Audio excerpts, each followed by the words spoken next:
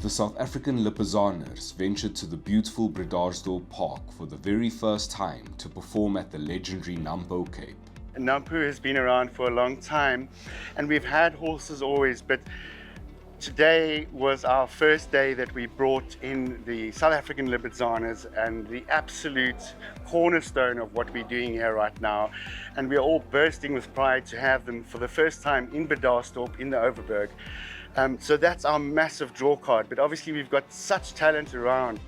There's a 500-year history to these horses. They were war horses and they've gone through so much through all of those years where they were almost wiped out several times.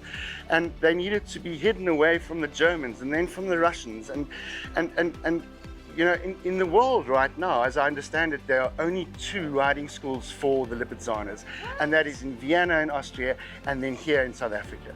There was one that literally last week I heard on the news in Chicago, Illinois, in America, that had to close down due to funding issues, etc. But you must remember that the Lippizaners in Vienna are sponsored by the government because they see that as their heritage. Yeah. These guys rely solely on donations.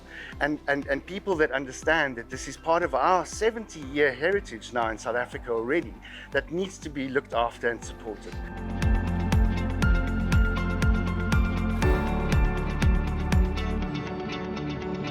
We also take you on a century-old fish art.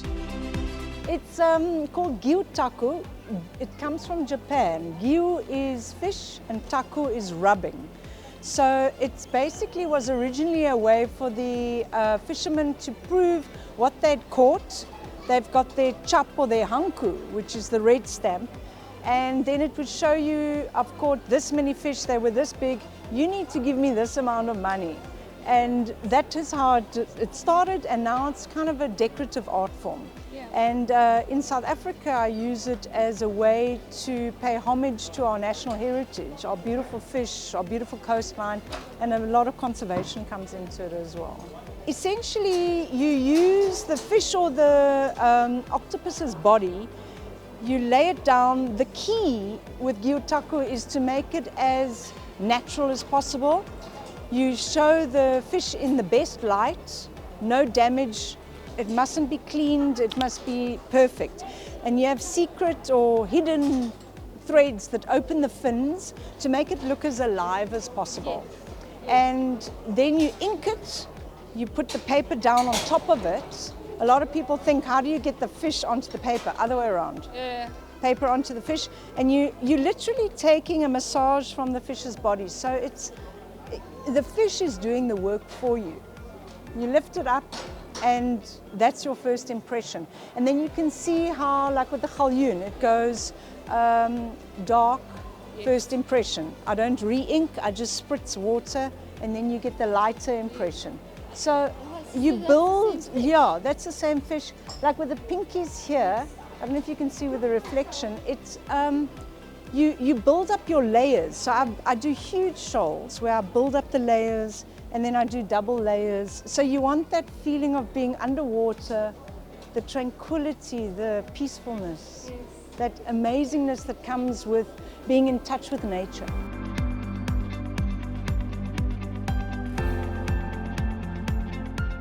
Up next, don't miss your chance to explore the future of farming auctions as we talk to the winner of the Toyota Plus Media Young Auctioneer National Winner.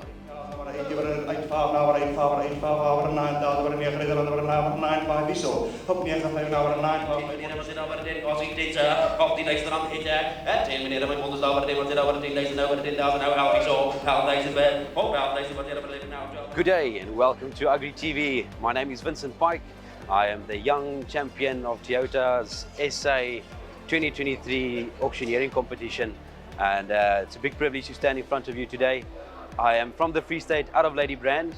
Once again, it's a big privilege to be able to participate today against people in top caliber positions, people who do well in the job. So once again, it's a great privilege for me to win this year's competition.